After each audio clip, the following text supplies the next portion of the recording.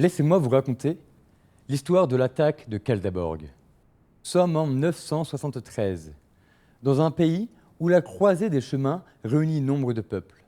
Gens du Nord, peuples des steppes, Baltes ou Francs, vivent en paix et en harmonie.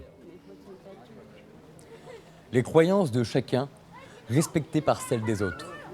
Un lieu où il fait bon vivre et d'accueil pour les âmes perdues.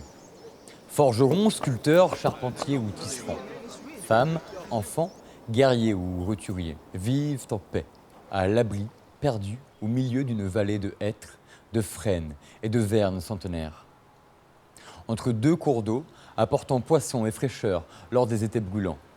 Bref, vous l'aurez compris, le temps n'était pas à la guerre. Et pourtant, celle-ci arriva jusqu'à notre petite vallée. Non contents de notre existence paisible, nos plus proches voisins, jaloux, entreprirent d'envoyer nombre de leurs soldats. Heureusement, un voyageur répondant au nom de Randrir nous informa de cette attaque imminente. Alors, l'un de nos membres venus du nord entreprit de former nos gens contre une attaque par le pont. Mais c'est par la terre que les soldats arrivèrent. Alors le village se mit en marche. La bataille fut rude, les épées et les haches filant telles des étoiles tombant du ciel. La terre imprégnée par le sang de nos frères et sœurs tombés au champ d'honneur.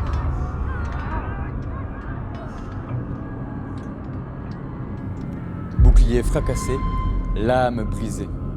Tombe la larme étincelante de vie, tombe l'ami. Affalé sur cette terre dans le sang de la guerre. Âme farouche, les Valkyries t'accompagneront.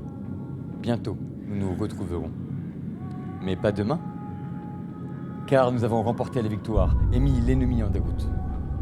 La joie de la victoire fut aigre et amère, car nous devions dire adieu à nos amis, à nos pères, à nos mères et à nos frères. C'est alors par les chants, les tambours et les cordes que nous leur rendions un dernier hommage. La bière coula à flots, ainsi que l'hydromel. La soirée se faisant, les cœurs gaiement éméchés oubliaient la tristesse pour laisser place à la joie de vivre, à l'amour et à la paix. Mais combien de temps cela durera-t-il ?